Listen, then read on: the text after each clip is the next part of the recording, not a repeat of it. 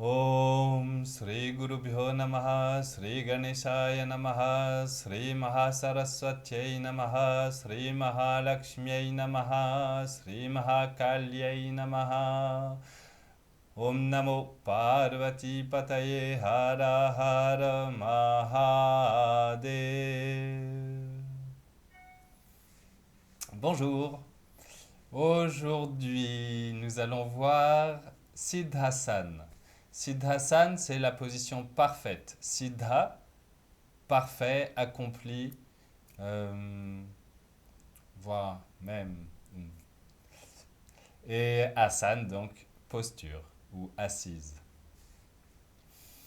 Dans le yoga traditionnel en Inde, on parle de 84 asanas, d'accord? Donc 84 postures, qui sont les postures principales de la pratique du yoga. Après, il y en a beaucoup plus, il y en a une infinité d'autres, puisqu'il y a tous les asanas qui sont censés en fait préparer à amener à ces postures. Mais parmi ces 84 postures, 4 sont dites vraiment importantes dans le Hatha Yoga Pradipika, d'accord, qui est un des textes majeurs de la tradition yogique.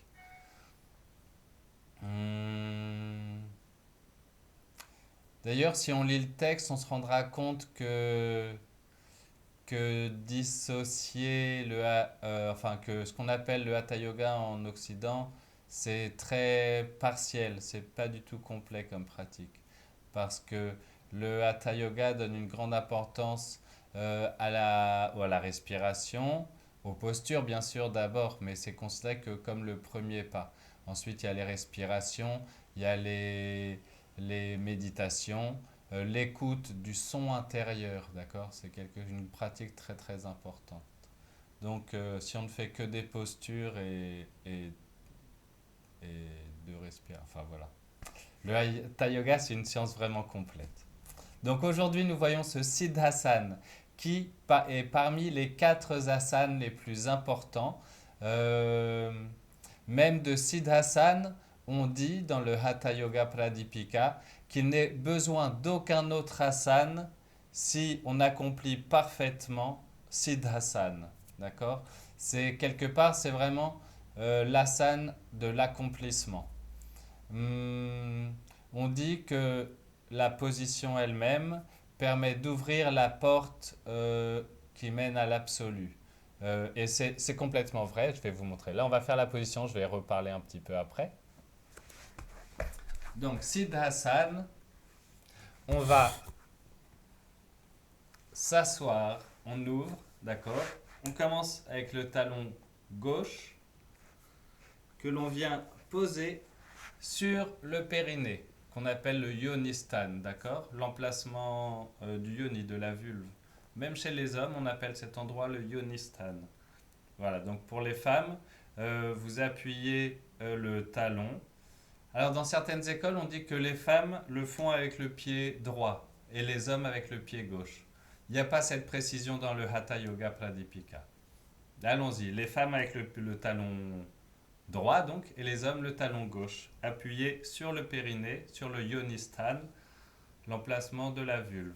Pour les femmes, vous le mettez plutôt en bas de la vulve, voilà, oui, en bas de la vulve. Ensuite, on prend l'autre pied, le droit pour les hommes et le gauche pour les femmes, et on vient appuyer le talon au-dessus du lingastan, donc de l'endroit du lingam, c'est-à-dire en bas du pubis. Le lingastan, ça correspond au clitoris pour les femmes et donc le pubis pour les hommes. Donc on appuie le talon juste au-dessus de cette zone. Voilà. Le dos bien droit, les mains posées sur les genoux. Et on va ouvrir la cage thoracique, la gonfler au maximum et descendre le menton. Voilà. Et on concentre l'attention au niveau du troisième œil.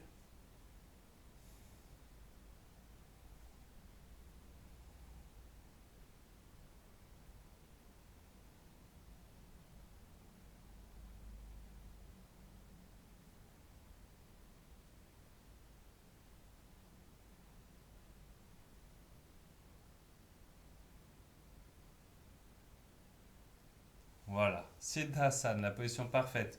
Après, si le pied a tendance à glisser, on peut coincer les orteils du pied d'en bas là, entre la cuisse et le mollet. Et là, pareil. D'accord? Et donc ça donne une grande stabilité à la position et ça évite d'avoir les pieds qui glissent. On peut aussi presser avec le talon. Donc là, un petit effort avec le pied pour presser le pubis avec le talon. Le menton bien appuyé.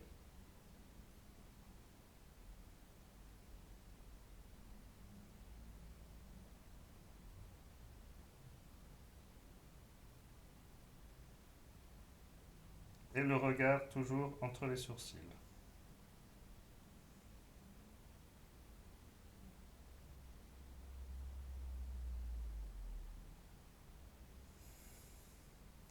On peut pratiquer cet asana pour les méditations, pour le japa, enfin, et même tout le temps. Quand on est assis, on peut s'asseoir dans cette position. Elle est considérée comme très confortable et c'est vrai. Alors, les bienfaits de cette position, je vous l'ai dit déjà, elle est considérée même, elle est dans les 4 plus importantes et elle ressort comme la plus importante au milieu des 4. Elle est présentée en première et il est en effet vraiment un grand éloge. Donc ça ouvre la porte vers l'absolu, je vous ai dit. En effet, au niveau juste au-dessus du périnée, d'accord, il y a un point qui est, je l'ai déjà mentionné, qu'on appelle Brahmadwar, et par où le Kundalini va s'élever, d'accord? Ce Brahmadwar, euh, ça veut dire exactement la porte de Brahma. Brahma, pas Brahma le dieu individuel créateur, non. Brahman, c'est en fait ici c'est Brahman et c'est le dieu sans forme, absolu. C'est vraiment, c'est pas un dieu. D'ailleurs, c'est même pas Dieu, c'est l'absolu.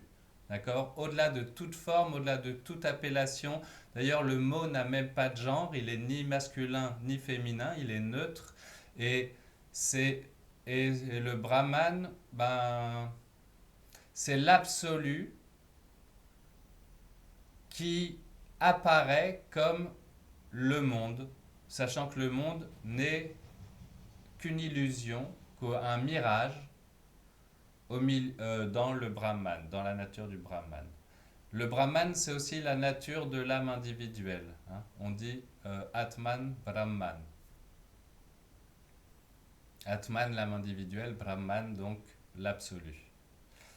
Donc c'est ce point qu'on appelle la porte de l'absolu, Brahmadwar. J'en parlais avec mon beau-frère qui est dans la médecine chinoise et le Qigong. Et dans la médecine chinoise, au même endroit, il y a un point, je me souviens plus le nom en chinois, mais on traduit le nom, ça veut dire la même chose, la porte de l'absolu. D'accord? Donc, que ce soit en Chine ou en Inde, on donne dans la langue locale à chaque fois le même nom à ce point et un nom très significatif. Donc voilà, c'est vraiment le point stimulé par cette position. Ensuite, on dit aussi que cette position va brûler entièrement toutes les impuretés qui gênent la circulation du prana dans les nadis, dans les 72 000 nadis du corps. Voilà. L'intérêt de ça, c'est des nadis purifiés amènent un comportement, des pensées claires, d'accord? Ça amène la clarté, ça permet d'éviter tout ce qui nous empêche d'être qui on est vraiment, d'accord? Hmm. Donc c'est vraiment l'asana qui permet la purification totale du corps au niveau subtil et l'éveil de l'énergie vers l'absolu. C'est, c'est pas mal déjà, je crois qu'il n'y a rien d'autre à en dire, hein. Voilà, on peut le pratiquer aussi en faisant ce qu'on appelle le Trayobandha, la triple contraction ou la triple fermeture. Trayobandha, c'est donc, d'ailleurs, il se pratique en Siddhasana. Alors, Trayobandha, on va mélanger Par contre, il y en a deux qu'on n'a pas encore vus, c'est pas grave. On va associer Mula Bandha, Uddiyana Bandha et Jalandhar Bandha. Donc, pour rappel, Mula Bandha, c'est sur l'inspire, contraction du périnée et de la base du sexe. D'accord? Contraction, contraction, tout au long de l'inspire.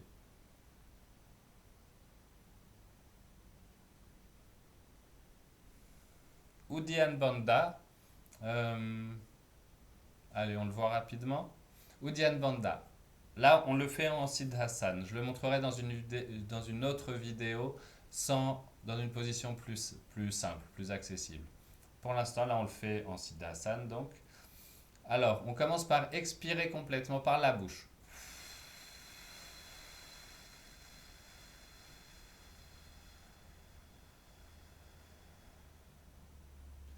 Quand on est vraiment complètement avide d'air, on bloque, on n'inspire pas et on va tirer, pas contracter, tirer les intestins vers l'intérieur. Ça va donner ça.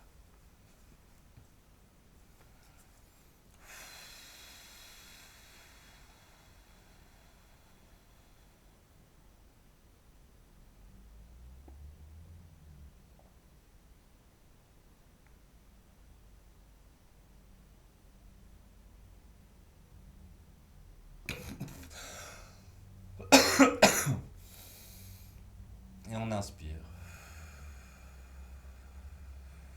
Oui, des fois ça fait tout ça quand on le fait fort. Voilà, ça c'est Uddiyana Bandha. Ensuite, Jalandhar Bandha.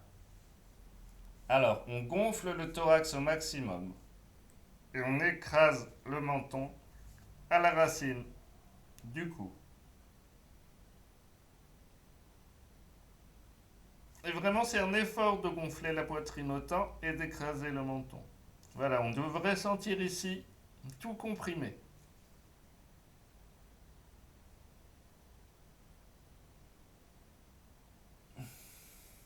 Maintenant, on va essayer de faire les trois ensemble. Donc, on vide l'air, on expire.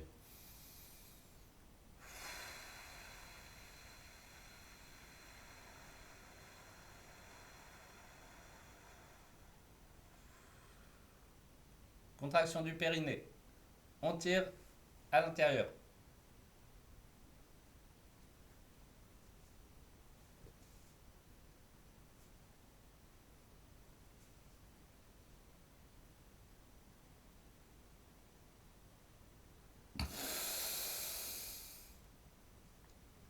Et expire. Le regard au niveau du troisième œil, ou entre les sourcils.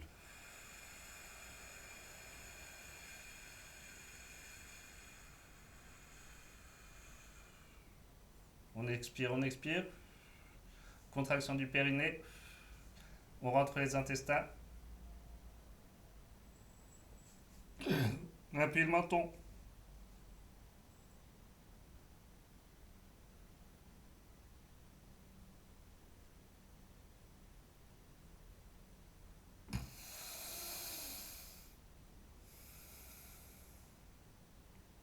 Et on fait encore une fois.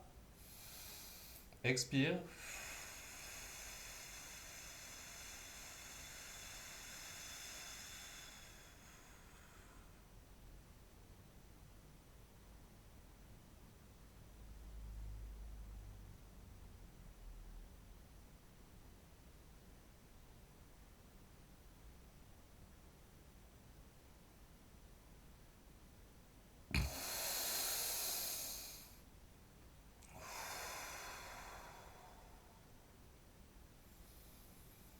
Inspire, expire. Voilà. On peut le pratiquer. En général, on le pratique jusqu'à 6 fois, en tout cas quand on est débutant. Après, on peut le pratiquer 12 fois, 20 fois. Mais tranquillement, tranquillement. Faut y aller doucement.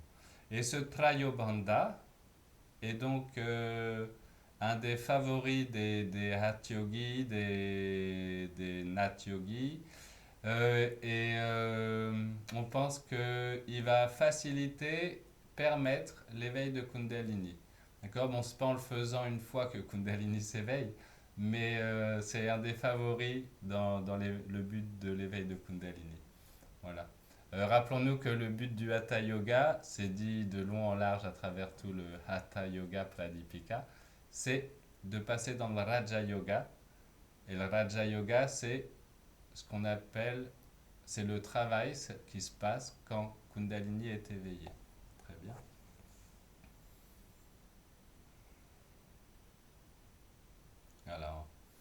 Alors, c'est assez physique cet exercice, cette pratique du Trayobandha. Hmm, oui. Et après, par contre, vous pouvez simplement fermer les yeux et méditer tranquillement.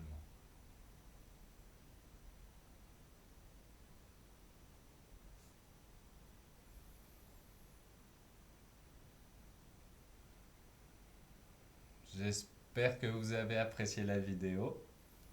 Euh, je vous dis à bientôt. Om Sarve Jantu Sukhinaha Sarve Santu Niramaya Sarve Bhadrani Pashyantu Ma Kaschid Dukha Bhag Bhaveta Om Shanti Shanti Shanti. Ah oui, le Siddhasana aussi est utilisé dans le Shakti Chalani Mudra, le mudra pour éveiller Shakti.